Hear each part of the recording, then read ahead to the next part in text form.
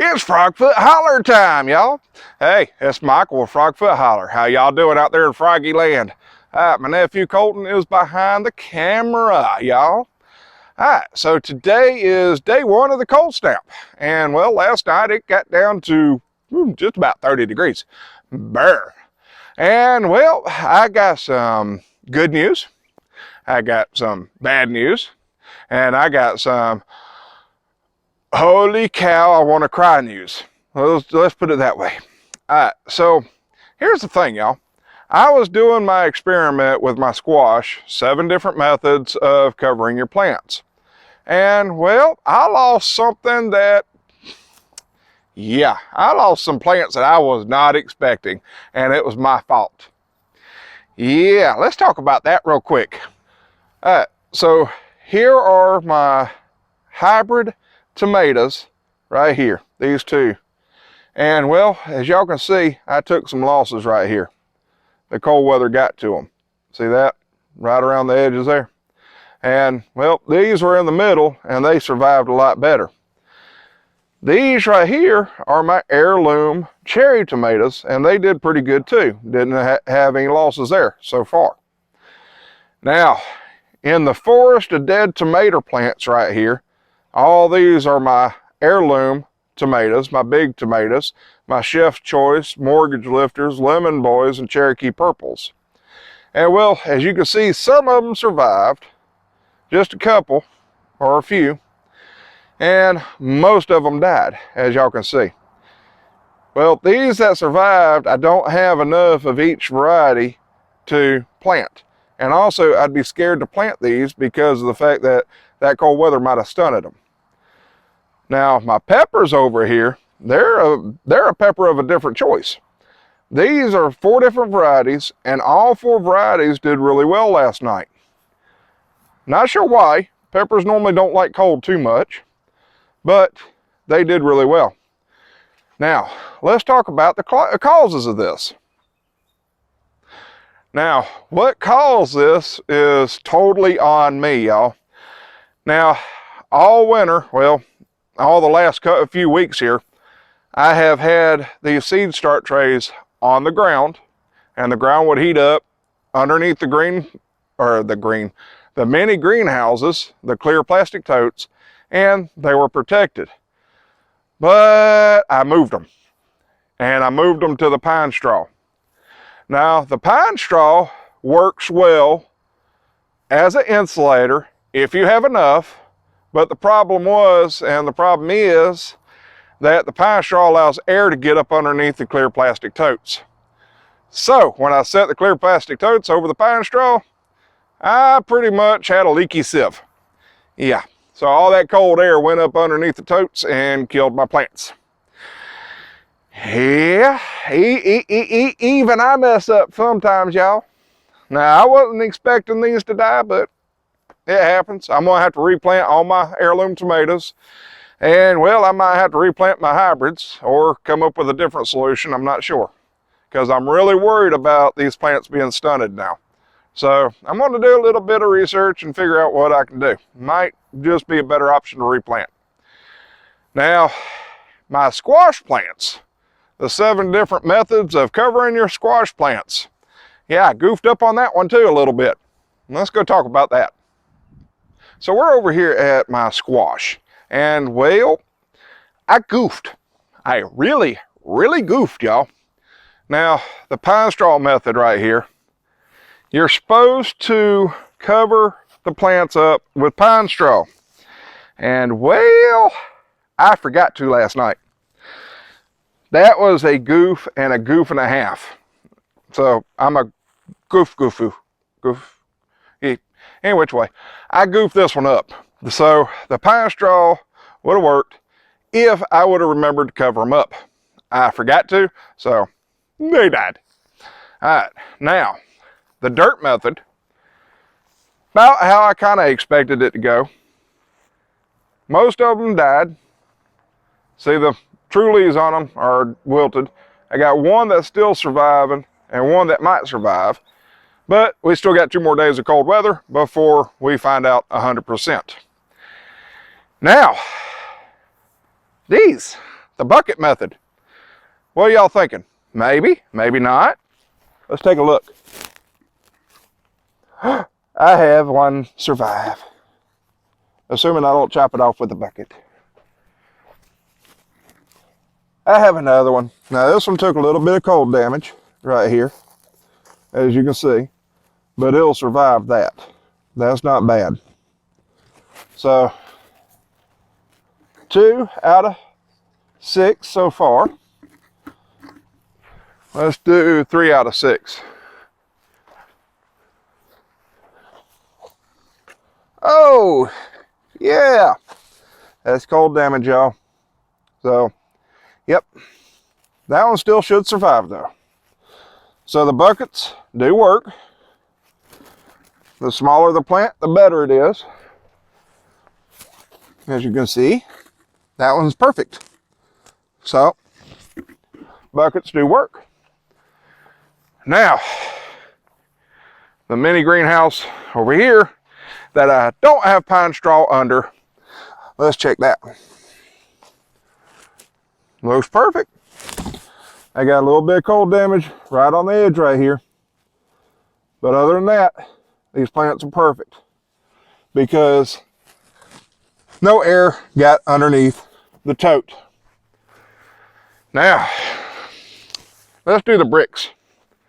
Colton, can you zoom in on theirs? You can see the bricks. Yeah, they didn't do too well either.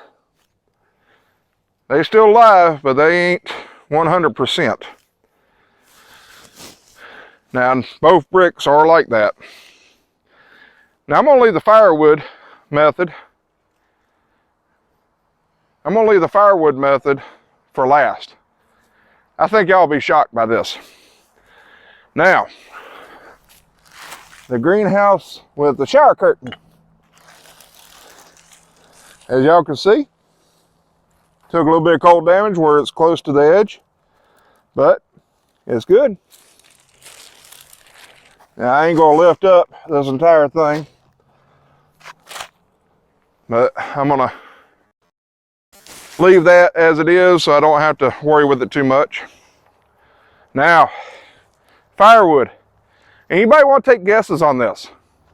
This is a totally off-the-wall idea I had to use firewood as a cover for plants.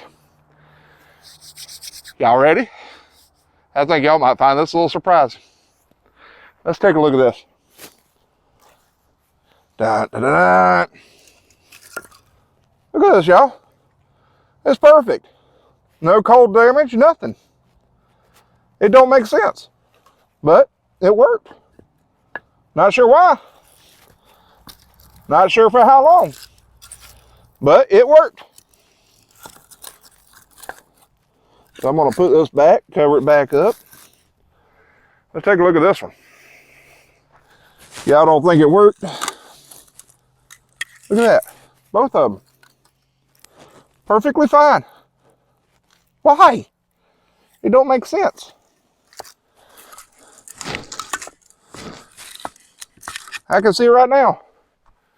Somebody asked me, how's the best way to cover your plants? Stack firewood. It don't make sense, y'all. But it worked. So far it's worked. I have 2 more days. 2 more days of even colder weather. So I've already down 1 row. The pine straw's out and gone. No thanks to me. The dirt method, not recommending it for squash plants. Buckets, totes, firewood, shower curtain, all in the running, and so is the brick. The brick has not quite completely died yet, so I'm gonna leave it in the running. Day 2, here we come.